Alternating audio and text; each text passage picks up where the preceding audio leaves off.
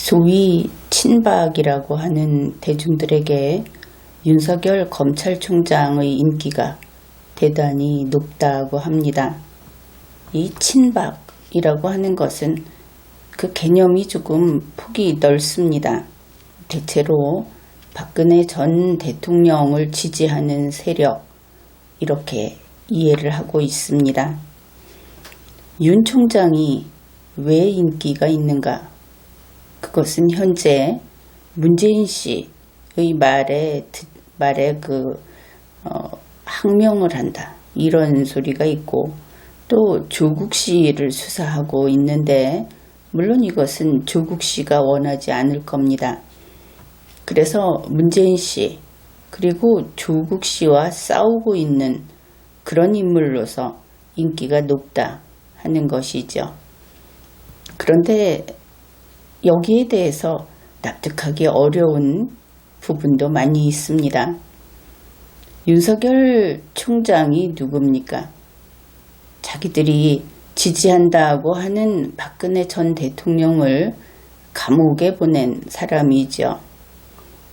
또 조국 씨는 오히려 법무부 장관에 취임하면서 박근혜 전 대통령 현재 그 선거법 위반 부분에 있어서는 유죄가 확정된 이 수용자를 병원에 내보내서 황제 입원이니 하면서 그 3개월씩 입원을 시키고 3개월 입원실료만 3억 원이다. 3억 원이다. 뭐 이런 뉴스가 근래에도 나왔는데 그랬던 인물입니다. 이상하게도 잘해주면 원망하고 원한을 살 정도로 못해주면 지지하고 이런 모습을 보이고 있습니다. 어떻든 윤 총장에 대해서 호의적이고 그를 마치 영웅처럼 그렇게 떠받들고 있는 그런 분위기 속에서 이와 유사한 시각을 잘 보여주는 유튜브 영상이 있어서 그 이야기를 해보려고 합니다. 조선일보에서 운영하는 채널에 김광일 논설위원이 하는 김광일의 입이라고 하는 채널이 있습니다. 그 작은 카테고리가 있는데 이 채널에서 이곳에서 다루는 내용들이 마치 이 김 논설위원 자신이 모노드라마를 하듯이 그 무대같이 이렇게 아주 독특한 컨셉으로 이것을 운영하고 있습니다. 그 9월 30일자 제목이 이렇습니다. 문 대통령은 왜 윤석열 검찰총장을 못 자를까? 이런 제목입니다. 문재인 씨가 윤석열 검찰총장을 해임하지 못해서 해임할 의사가 있고 해임할 이유가 있는데 못해서 그냥 두고 있다, 이런 뜻인 것을 알 수 있죠. 그래서 왜 못 자르는지 답을 주려나 싶어서 이 영상을 봤고 그렇게 하다 보니까 너무나 법률이 많이 나오고 그래서 일반 시청자들은 상당히 딱딱하지 않았을까, 그런 생각도 했습니다. 그래서 내용도 그렇고 해서 이것을 법적으로 논리적으로 분석을 하게 되었습니다. 김광일 논설위원이 이런 이야기를 합니다. 윤석열 검찰총장은 문재인 씨에게 눈에 가시 같은 존재다. 어쨌든 가시라는 것이죠. 눈에 가시가 박히면 얼마나 아프겠습니까? 윤석열 검찰총장은 목구멍에 걸려있는 닭뼈보다 더 고통스러울 것이다. 이 대목에서는 약간 이렇게까지 심한 표현을 쓰는가, 이런 생각을 했는데 사람은 물론 그럴 수는 있습니다. 그러나 목에 닭뼈가 걸린다 하는 표현은 사람에게 쓰기보다는 개에게 쓰죠. 그래서 집에서 기르는 옛날 우리나라 그 마당에서 키우는 그 개의 경우에 닭뼈를 주면 안 된다. 이런 옛날부터 전해오는 말이 있습니다. 개가 닭뼈를 먹으면 죽을 수도 있고 그렇게 치명적이다. 그런데 이런 표현을 문재인 씨에게 써서 혹시 김광일 논설위원은 문재인 씨를 개처럼 그렇게 인식을 했나. 닭뼈를 먹고 걸릴 정도로 이것은 제법 크지요. 닭뼈는. 그런 생각을 했습니다. 그리고 또 이렇게 말을 합니다. 옛날 정권 같으면 목을 10번 자르고도 남았을 텐데 그래서 문재인 씨가 왜 못하는가 하는 이야기를 계속합니다. 옛날 정권 같으면 하고 이렇게 이야기할 때도 사실 별로 듣기 좋지는 않았습니다. 왜냐하면 우리의 옛날 정권들이 다 이렇게 폭력적이고 독재적이었다. 이런 식으로 이야기하는 것 같아서 아쉽게 생각을 합니다. 명색이 보수니 우파니 하는 그 대표적인 언론사인 조선일보의 논설위원이 우리의 헌정사를 이어온 옛 정권들에 대해서 이렇게 간단히 원래 그런 자들이었다. 이렇게 말하는 것은 좀 그런 소신이 있는지 그런 확신이 있는지 모르겠지만 이렇게 싸잡아서 이야기하는 것은 좀 부주의한 것이 아닌가 그런 생각을 했습니다. 그런데 이제 문재인 씨가 왜 이렇게 윤석열 총장을 못마땅해 한다고 하는가. 그의 논거는 이렇습니다. 조국 씨 관련 수사를 하면서 윤석열 검찰총장이 문재인 씨의 말을 안 듣는다. 이런 것이죠. 그런데 그냥 대뜸 말을 듣지 않는다 합니다. 조국 씨 수사를 살살 하지 않는다. 또 압수수색까지 했다. 여러 가지 우리가 알고 있는 내용들이 마치 무슨 큰 죄라도 지은 것처럼. 그런데 막상 보면은 그걸 가지고 문재인 씨가 이렇게 목에 가시처럼 목에 걸린 닭뼈처럼 이렇게 생각을 할 것인가. 선뜻 동의하기가 어렵습니다. 그러니까 설득력이 없고 또 설득하는 그런 과정이 완전히 생략이 된 것이죠. 당연히 동조할 것이라고 여기는 것 같았는데 그렇게 하기 어려운 시청자의 경우에는 어떻게 할 것인가. 그래서 김광일 논설위원의 개인적인 짐작이 아닌가. 눈에 가신지 목에 걸린 닭뼈인지 이것이 문재인 씨 자신의 말로 밝혀지든가 또 윤석열 총장이 정말 징계를 받든지 해임이 되든지 여러 가지 책임을 져라 하는 공식적인 발표가 나오기 전까지는 이 부분은 김 논설위원의 개인적인 생각이다. 이렇게 그 정도만 인정을 하겠습니다.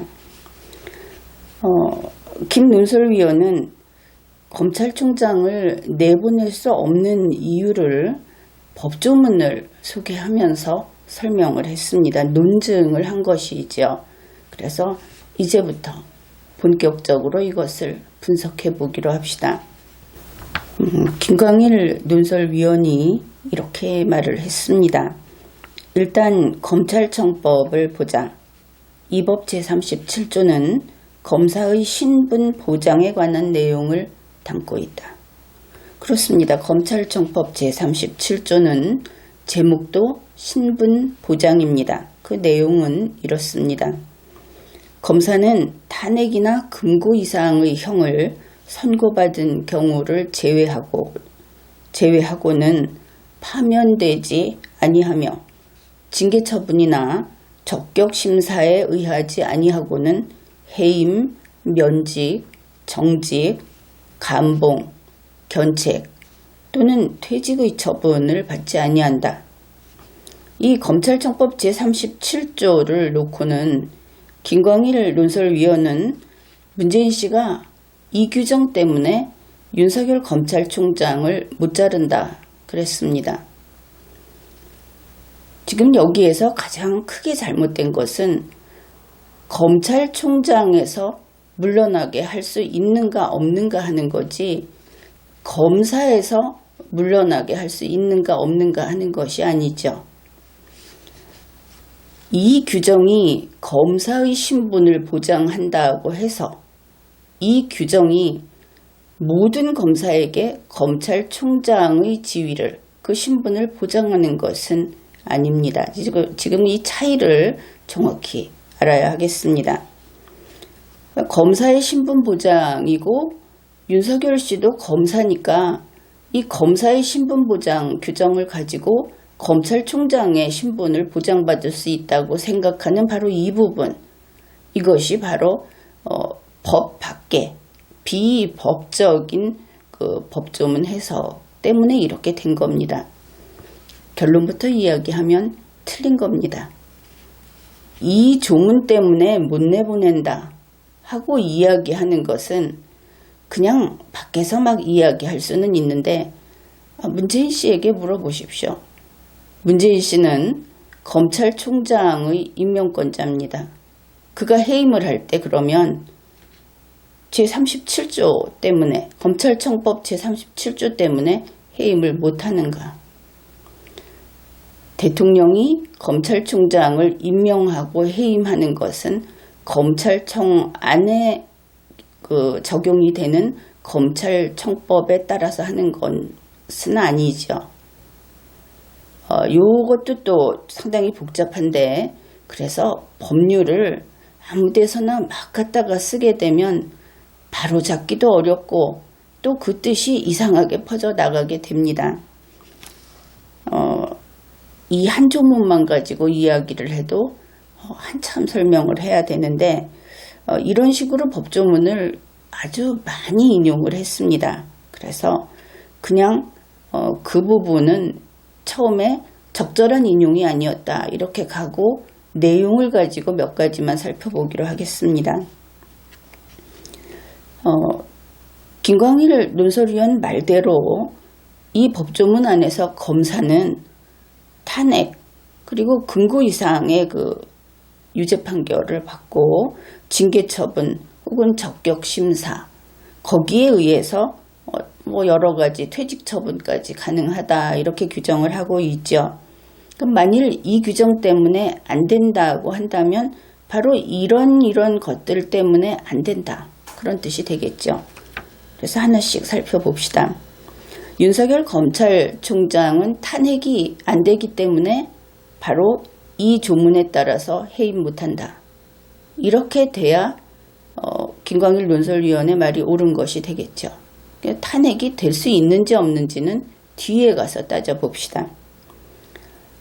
윤석열 총장이 금고 이상의 형을 선고받지 못하기 때문에 그래서 37조에 의해서 신분이 보장된다. 이래야만 그의 말이 옳은 것이 됩니다. 그것은 아니겠죠. 윤 총장이 유죄의 판결을 받을지에 대해서는 그럴 수 없다라는 말은 결코 할 수 없다. 이것만큼은 분명합니다. 그가 나중에 유죄 판결을 받을지 안 받을지는 모르지만 그는 안 받는다. 이것은 아니죠. 이것은 확실히 틀렸습니다. 그래서 김광일 논설위원의 설명은 틀렸습니다. 그 다음에 징계 처분을 받지 않기 때문에 그래서 37조에 의해서 신분이 보장된다. 이것도 성립이 안 되겠죠. 징계 처분 대상이 되면 징계 처분 받습니다. 그 다음에 적격 심사에 의하지 아니하고는 이래서 적격 심사의 대상이 되지 않기 때문에 신분 보장이 된다. 뭐 굳이 말한다면 그렇다고 할 수는 있습니다. 왜냐하면 검찰총장은 적격 심사의 대상이 아니니까. 그래서 앞에 말한 이 세 가지가 이미 뒤에서 살펴보지 않더라도 다 틀렸다. 그런 것이죠. 그래서 이 규정 때문에 못 자른다. 이런 말을 한간에서 하고 있는 것을 알고 있습니다. 그러나 이렇게 딱 방송에서 해놓고 나면 완전히 틀린 것이다. 그렇게 보면 되겠습니다. 다음에 이 김광일 논설위원은 검찰청법을 대단히 많이 인용을 했습니다. 다음으로 한 것이 제8조 법무부 장관의 지휘 감독 이 조문을 소개를 했는데 그 내용도 같이 보기로 하죠. 법무부 장관은 검찰 사무의 최고 감독자로서 일반적으로 검사를 지휘 감독하고 구체적 사건에 대하여는 검찰총장만을 지휘 감독한다. 이런 내용입니다. 여기에 대해서 김광일 논설위원이 한 이야기부터 소개하겠습니다.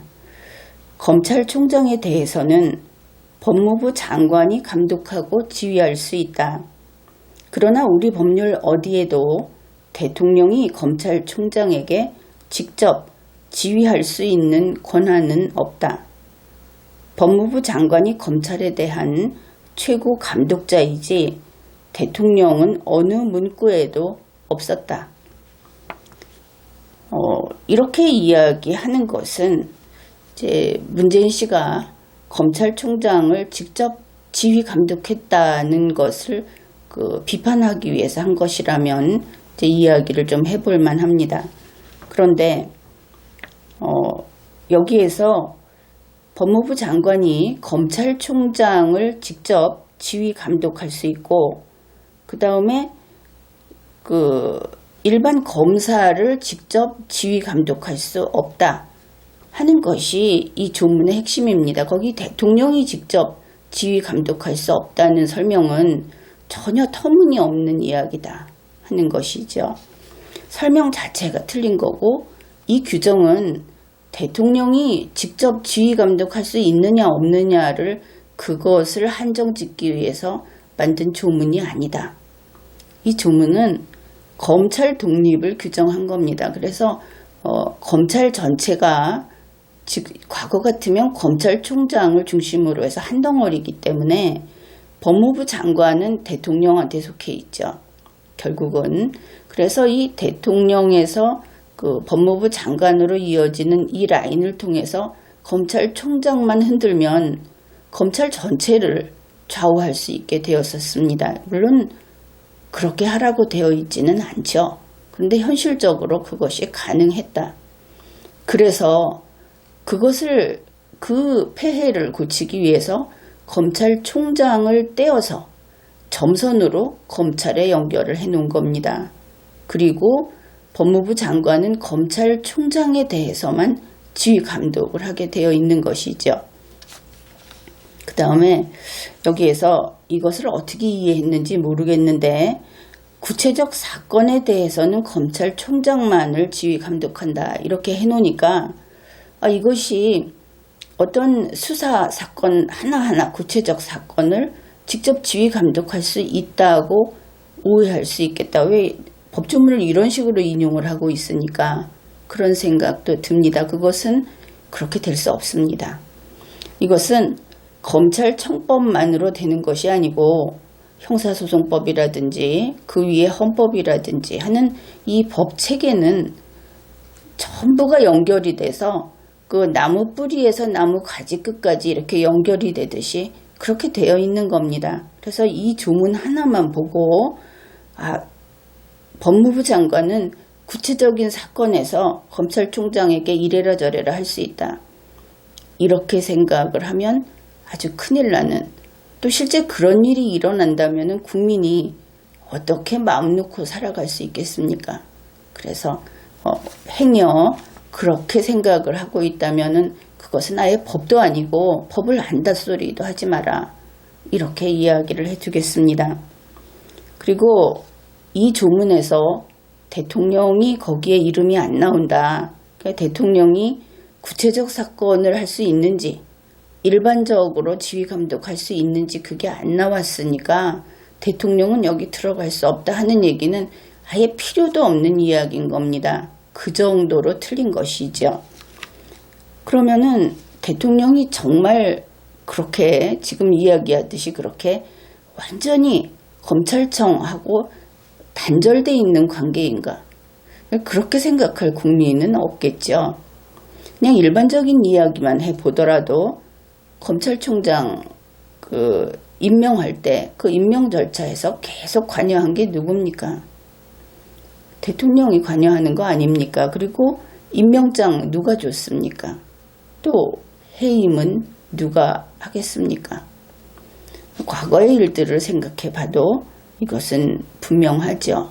그래서 법적으로 대통령이 이것을 관여하지 못하게 돼 있다. 그렇게 되어 있지만 대통령이 그래서 해임 못한다. 이렇게 가면 이제 과도하게 가는 것이 됩니다. 원래 그렇게 이야기하려고 한 것은 아니었겠죠. 이 문재인 씨가 검찰총장에게 이제 직접 지휘를 했는데 말을 안 들었다. 뭐 이런 쪽으로 가는 것 같습니다. 이제 차차 그것은 살펴보기로 하죠. 김광일 논설위원이 이제 소개한 것 중에 이런 내용이 있습니다. 문재인 대통령이 외국에 나가 있는 동안 윤 총장이 조국 씨 집을 압수수색한 것에 대해서 문재인 씨는 더욱 괘씸하고 분통 터지는 느낌이었을 거다. 그렇게 느끼게 했을 것이다. 이런 내용이 있습니다. 그런데 갑자기 문재인 씨 입장이 돼서 분노했다. 이런 이야기도 앞에서 하죠. 문재인 씨가 이 조국 씨를 그 집을 압수수색한 거에 대해서 아주 분노하고 그랬다. 뭐 이런 이야기가 밖에 나오고 있는데 모두 말도 아닌 소리입니다. 문재인 씨가 그렇게 이야기를 했다면 진짜 치매냐. 그렇게까지 갈 수 있는 것이 문재인 씨는 치매가 아니다 이런 이야기를 했기 때문에 요즘에 이렇게 치매 소리를 자주 하는데 어째서 그런가. 그 압수수색 영장을 집행한 것을 국민들은 거기에 그 검찰이 가니까 윤석열 검찰총장이 그냥 하라고 밀어붙였다. 이렇게 그 과정을 생각하지 않는 것이죠. 국가 시스템이 어떻게 작동되는지. 그러니까 문재인 씨가 나라를 말아먹었다 이렇게 이야기를 하는데 그럼에도 불구하고 대한민국은 법치가 살아 있습니다. 모든 시스템이 법에 따르지 않으면 움직이지 않는 것이죠. 그래서 뭐 잘 안 움직이는 그런 면도 있습니다. 법을 요리조리 어기니까. 이번에 이것이 어떻게 됐느냐. 법원에서 법관이 발부한 영장을 검찰은 집행을 한 겁니다. 그런데 그렇게 법관이 발부한 영장을 집행하는데 거기에 대해서 문재인 씨가 화를 냈다. 조국 씨는 그렇게 받으면 안 된다고 했다. 이것은 있을 수 없는 얘기죠. 정말 자기들 목 날아갈 소리를 하는 겁니다.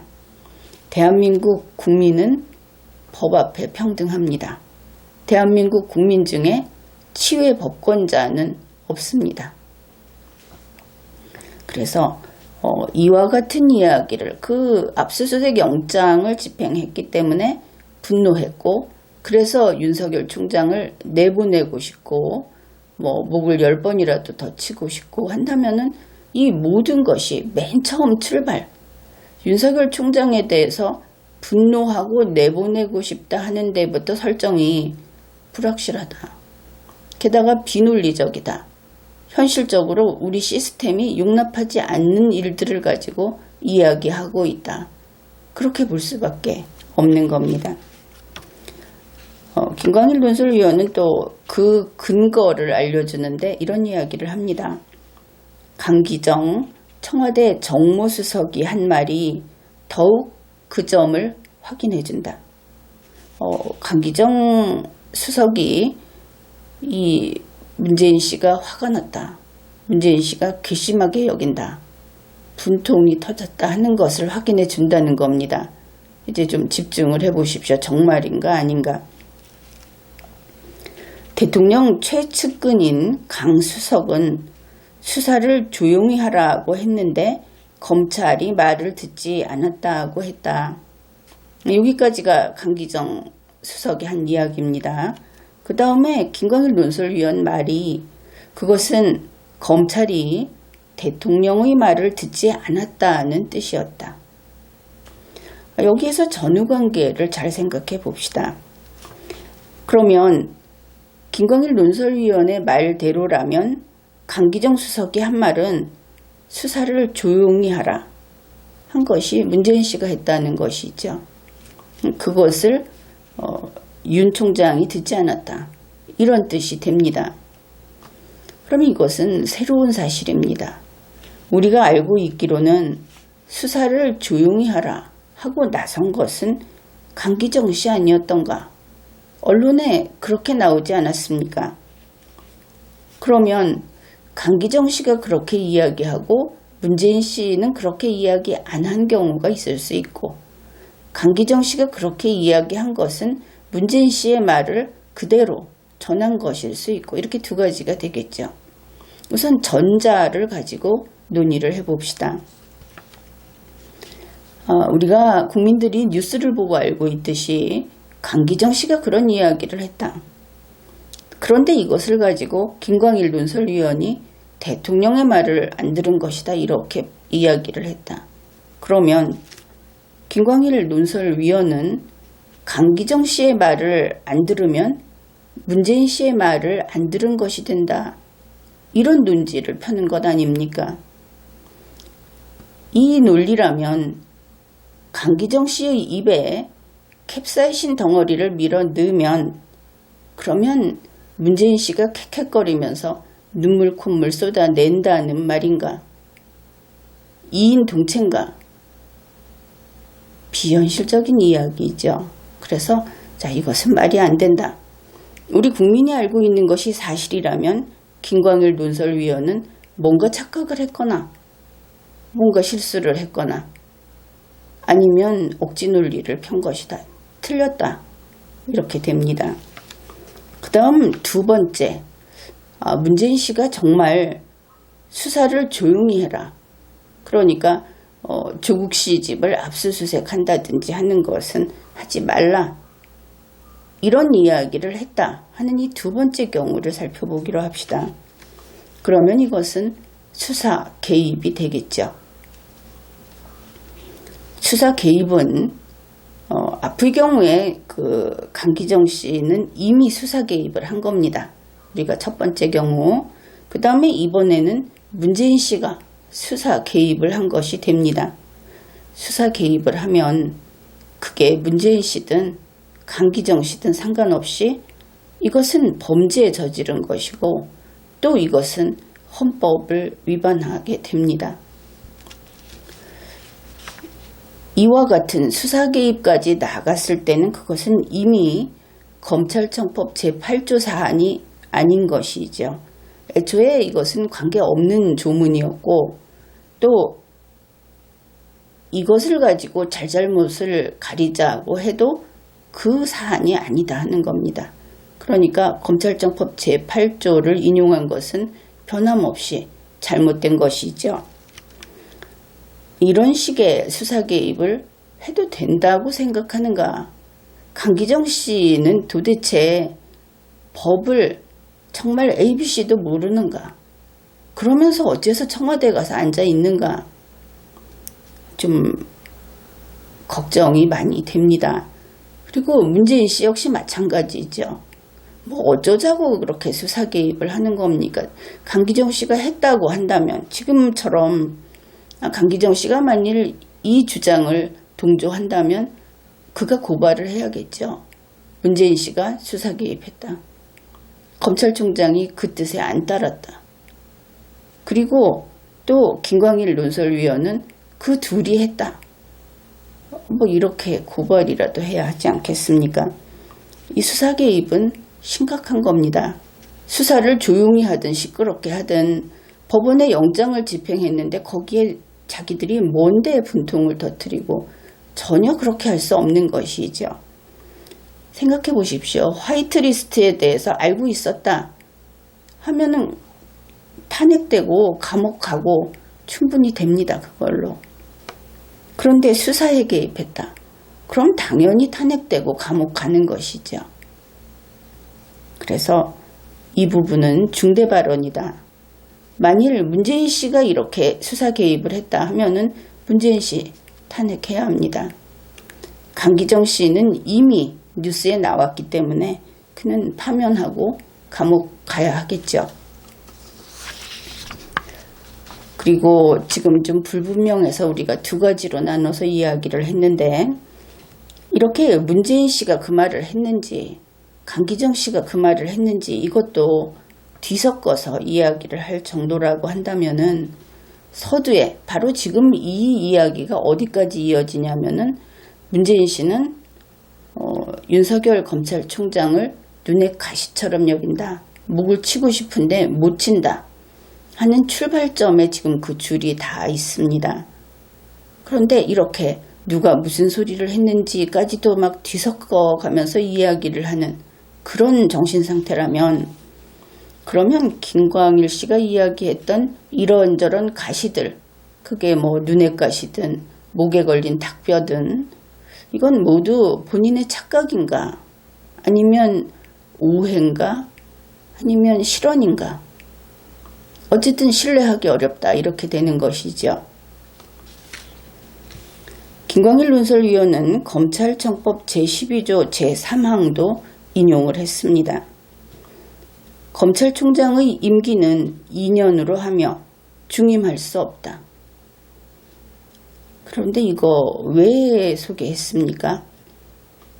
혹시 국민들이, 시청자들이 검찰총장의 임기는 몇 년인가요? 이렇게 궁금해할까봐 그래서 소개를 했습니까? 현재 검찰총장은 임명된 지 이제 한 2달 됐죠. 뭐 임기가 언제까지인지 이런 거는 따질 일도 없을 것 같은데 왜 소개했는지 그것조차 알 수가 없습니다.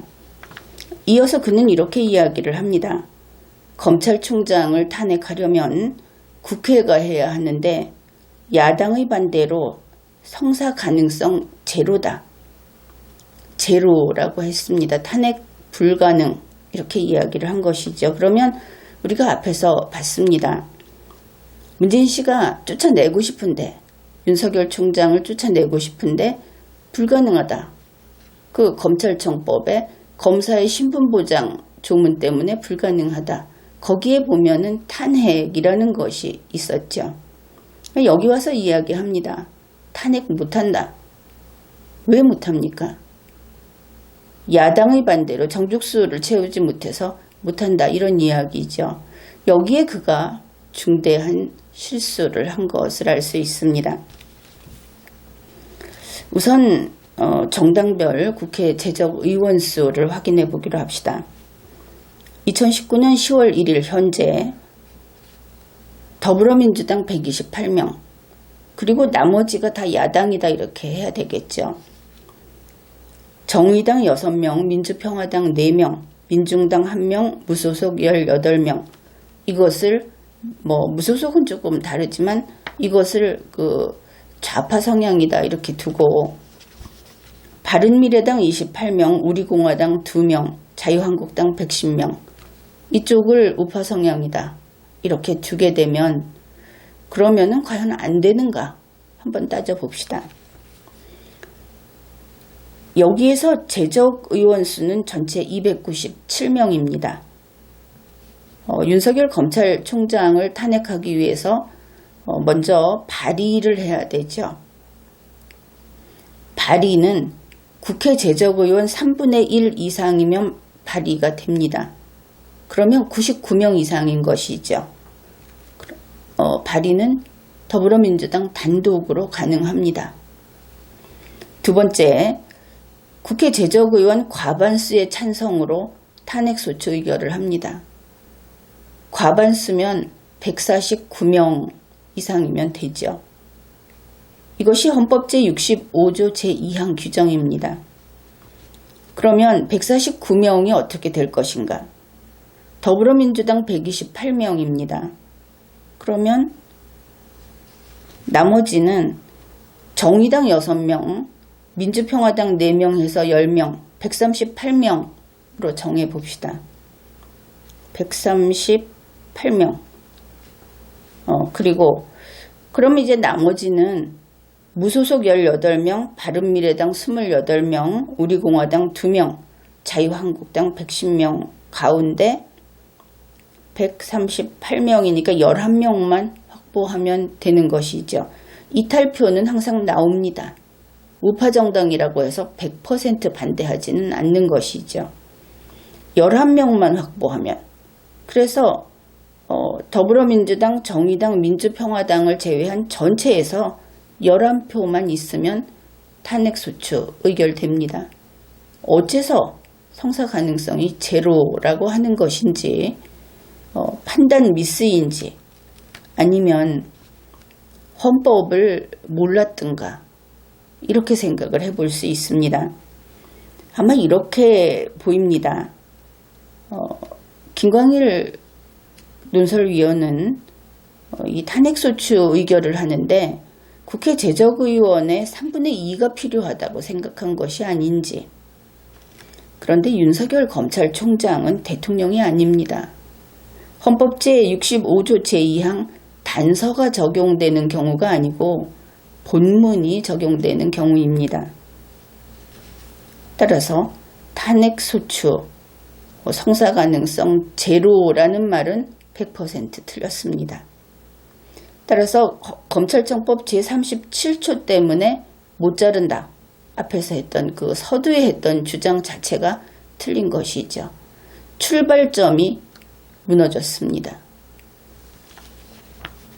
그 다음에 이 부분에서는 김광일 논설위원 조금 지금까지는 그렇게 강하게 비판을 안 했는데 이 부분만큼은 안 할 수가 없다. 바로 헌법 제25조 부분입니다. 김광일 논설위원이 한 이야기부터 소개를 하겠습니다. 또 부당한 지시일 때는 이에 대해 저항할 수 있는 권리가 있다. 누구에게 있냐 하면은 윤석열 검찰총장에게 있다고 이야기하는 겁니다. 공무원에게는 공무담임권이라는 게 있다. 공무담임권은 검찰청법보다 상위법인 헌법 제25조에 의해 모든 국민에게 보장된 권한이다. 여기서도 모든 국민에게라고 하고 있죠. 앞에 몇 줄을 그냥 틀리게 써놓고 뒤에서는 또 국민에게 이럽니다.